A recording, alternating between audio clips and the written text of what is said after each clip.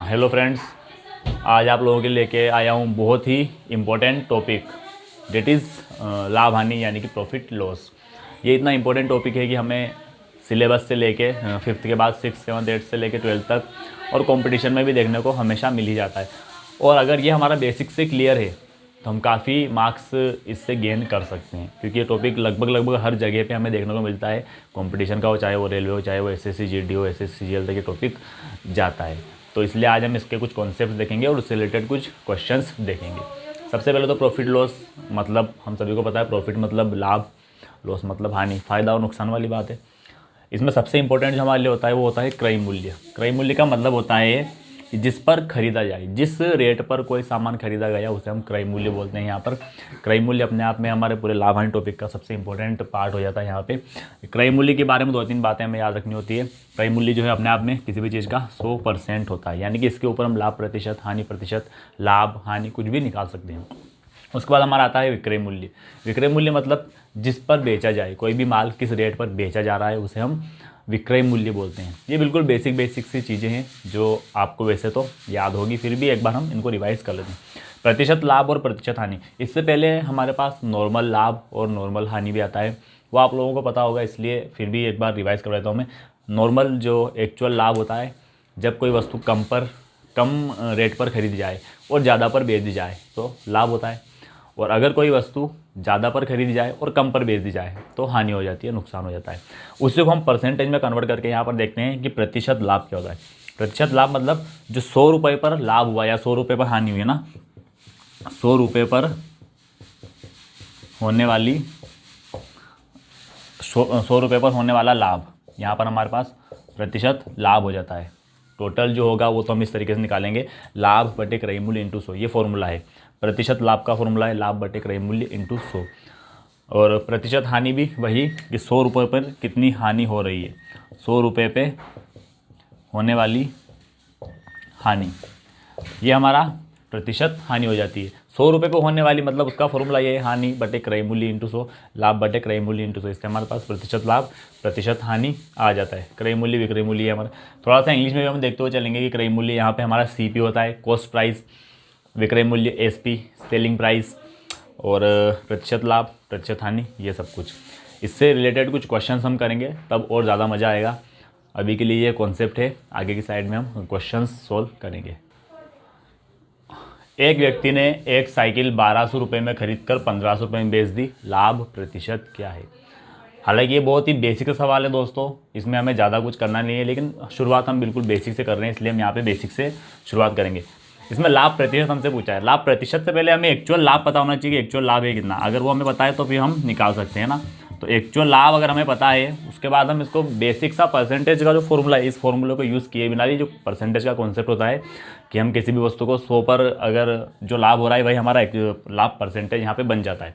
तो एक्चुअल लाभ कितना हो रहा है, उसने 1200 में खरीदी है और 1500 में बेची है, तो हमारा जो लाभ है वो यहाँ पे हो जाता है 300 रुपये का। अब यही 300 हमारा है, इसे हम परसेंटेज में अगर कन्वर्ट करना चाहते हैं तो वही हमारा लाभ परसेंटेज बन जाएगा। लाभ है यहाँ पे 300 रुपये, क्रय मूल्य हमारा था 1200 रुपये और इंटू 100। ये जो 100 है ये परसेंटेज में कन्वर्ट करने के लिए हमने यूज़ किया है। यहाँ पे हम इस कैलकुलेशन को बहुत ही सिंपल तरीके से करेंगे, और ये जो 25% आया हमारा, यही लाभ परसेंटेज है। इसे हमने एक फॉर्मूला पढ़ा था कि लाभ बटे क्रय मूल्य इंटू 100, वही फॉर्मूला हमने यहाँ पे अप्लाई किया है दोस्तों। बस ये है कि हमने इसको परसेंटेज से रिलेट करके किया है, और यहाँ पे हम अगर इसको डायरेक्टली रखते तो फॉर्मूला हमारे काम आ जाता।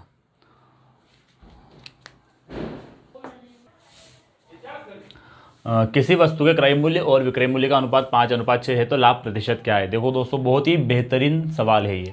बेहतरीन इसलिए है कि इसमें हमें उसने क्रय मूल्य और विक्रय मूल्य एक्चुअल नहीं दिया है, उसने बोला है कि क्रय मूल्य और विक्रय मूल्य का अनुपात 5:6 है। इसमें एक छोटी सी बात है जो हमें ध्यान रखनी है कि क्रय मूल्य और विक्रय मूल्य का अनुपात हमें जब भी दिया रहेगा ना, क्रय मूल्य और विक्रय मूल्य का अनुपात जब भी हमें दिया हुआ है, होता क्या है कि ये जो क्रय मूल्य विक्रय मूल्य है, हम समझते हैं कि ये तो अनुपात दिया हुआ है, हम इसे एक्चुअल कैसे मान ले।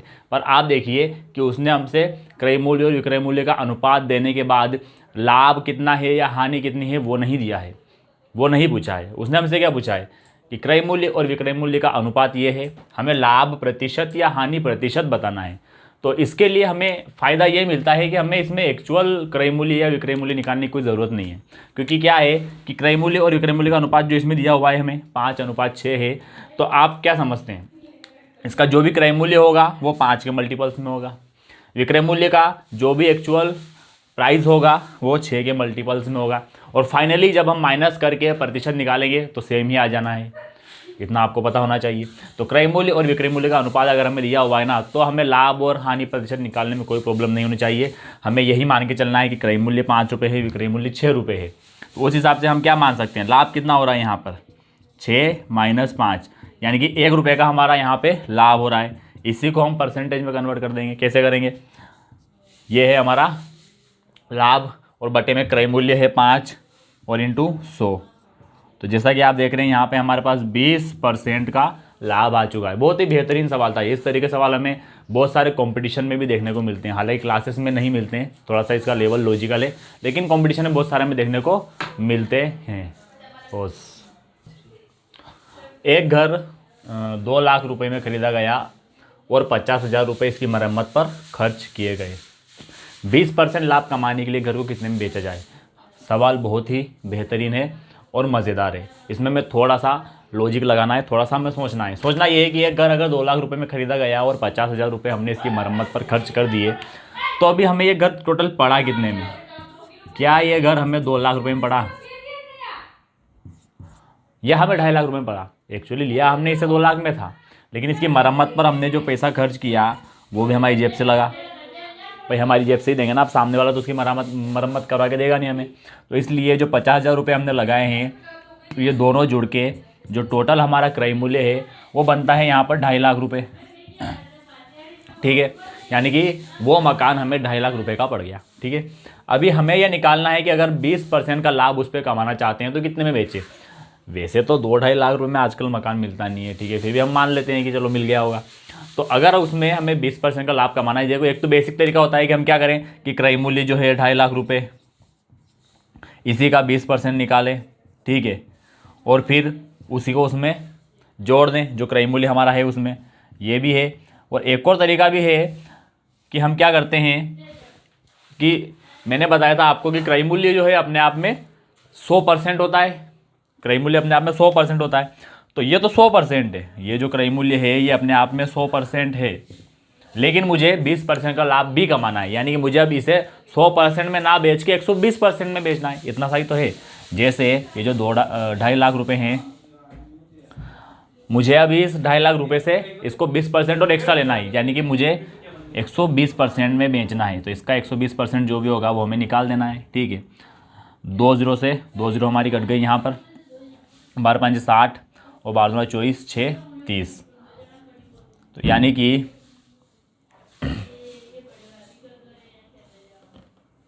एक मिनट,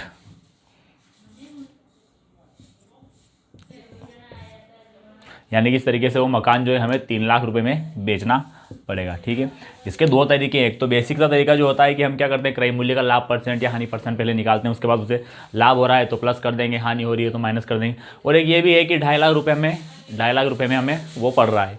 2.5 लाख रुपये तो ये 100% अपने आप में है, ऊपर हम 20% लेना चाह रहे हैं, यानी कि हम 120% में उसे बेचना चाह रहे हैं। तो हम डायरेक्टली 2.5 लाख का 120% निकाल देंगे, जो कि आता है हमारे पास 3 लाख रुपये। ठीक है, एक और सवाल फेंकूंगा आपके ऊपर, मज़ेदार सा। 18% छूट देने के बाद एक वॉशिंग मशीन 13,489 रुपये में मिलती है, तो वॉशिंग मशीन का अंकित मूल्य क्या है। देखो दोस्तों, ये अंकित मूल्य वाले सवाल अक्सर पूछे जाते हैं हमारे एग्ज़ाम्स में। इनमें ज़्यादा कुछ नहीं होता। अंकित मूल्य मतलब हम इसे वैसे क्रय मूल्य ही मान सकते हैं, क्रय मूल्य नहीं है, लेकिन अंकित मूल्य मतलब क्या है, जो सबसे शुरुआत में जहाँ से शुरुआत हुई है। अंकित मूल्य मतलब छपा हुआ मूल्य है ना। 18% छूट देने के बाद वॉशिंग मशीन 13,489 में मिलती है, तो वॉशिंग मशीन का अंकित मूल्य क्या है। हम मान लेते हैं कि अंकित मूल्य जो है वो x मान लेते हैं। ये बेसिक तरीका है जो हमें हमारे जो सिलेबस वगैरह या हमारे क्लासेस के जो एग्ज़ाम्स होते हैं ना, वहाँ पे हमें नंबर खींचने में काम आता है। ठीक है, अंकित मूल्य अगर हम x मान लें तो उसके हिसाब से ये जो 13,489 है, इसे हम काई के बराबर में लिख सकते हैं। इसका अंकित मूल्य x है, तो ये जो 18% छूट मिली है ये x की ही मिली होगी ना। तो x का 18% बराबर क्या है, 13,489 रुपये। भाई मैंने क्या किया, x का 18% निकाला जो छूट है वो, और उसे वापस अंकित मूल्य में से माइनस कर दिया। ये तो एक्चुअल अंकित मूल्य है, अंकित मूल्य में से मैंने 18% माइनस किया, तो ये है छूट मिलने के बाद जो हमारा प्राइस है वो ये है। ठीक है, अभी हम करते हैं इसको 100x 100x माइनस 18x बटे 100 बराबर 13,489। यहाँ पे आ जाएगा हमारे पास 82x बटे 100 13,489। अब इतना सा ट्रांसफॉर्मेशन आपको आना चाहिए कि ये 100 जो है ये इधर चला जाएगा और ये 82 यानी कि 82 जो है यहाँ आ जाएगा। जब हम इसको काटेंगे तो हमारे पास आ जाएगा 16,450 रुपये। ठीक है, ये हो गया हमारा बिल्कुल बेसिक तरीका, जैसा कि हमने देखा है कि हम एक्स वगैरह मान के सवालों को करते हैं। बाकी ऐसे हम वैसे भी उड़ा सकते हैं अगर हमें थोड़ा सा लॉजिकल डेवलपमेंट है और हम थोड़ा सा चीज़ों को सोचते हैं। कैसे कि ये 18% छूट देने के बाद 13,489 बन रहा है। इसका मतलब ये हुआ कि जो 13,489 है ये अपने आप में 82% है। भाई 18% इसमें छूट शामिल है, यानी कि इसमें से 18% निकला हुआ है। इसका मतलब ये अपने आप में 82% है ना अंकित मूल्य का। अगर ये 82% है तो 100% कितना होगा, यही हमें निकालना है। ठीक है, 100 जाएगा उधर 13,489 इंटू 100 बटे 82। इसके साथ बाद जो हमारा आएगा वो अंकित मूल्य आएगा। ठीक है, इस तरीके से हम सवालों को कर सकते हैं। ये बेसिक तरीका है और ये थोड़ा सा लॉजिकल है। ये हमारा कंपटीशन लेवल का सॉल्यूशन है। ठीक है, नेक्स्ट सवाल। बस एक साइकिल को 750 रुपये में खरीद कर 18% लाभ पर बेचा जाता है तो विक्रय मूल्य क्या है। बड़ा ही बेसिक सा हमारे पूरे प्रॉफिट लॉस का बेसिक सा कॉन्सेप्ट वाला सवाल है ये।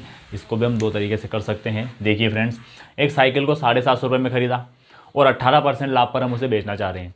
18% किसका, ये जो 750 में खरीदा है ये क्रय मूल्य है ना, और मैंने आपको बताया था कि क्रय मूल्य अपने आप में 100% होता है। यानी कि मैं ये जो 18% निकालूंगा ये 750 का ही निकलेगा। 750 का 18% निकालेंगे पहले, हमारे पास एक्चुअल लाभ आ जाएगा और उसी को फिर हम 750 में जोड़ देंगे, ये हमारा विक्रय मूल्य आ जाएगा, है ना। इस तरीके से भी कर सकते हैं वैसे। 18 5 90 0 हासिल 9 18 7 126 और 135 बटे 10 0 से 0 गया। 135 रुपये उसका लाभ है और 750 रुपये में 750 में हमने उसे खरीदी तो ये तो हमें जोड़ना ही है उसमें, है ना। ठीक है, 885 रुपये में हम उसे बेचेंगे। ये तो हो गया हमारा बेसिक सा तरीका। वैसे हम ऐसे भी कर सकते हैं कि 750 रुपये में खरीदा, क्रय मूल्य जो है वो अपने आप में 100% होता है किसी भी चीज़ का। यानी कि 750 का 18% ना निकाल कर हम चाह रहे हैं कि ये जो 750 है 18% और लाभ लेना है, यानी कि अभी 750 का 118% हम कमाना जा रहे हैं। हमें 750 का 118% कमाना है ना, तो वही बात है। हम फिर से इसे काटा पीछे करेंगे तो हमारे पास यही आ जाएगा। ठीक है, दैट्स इट।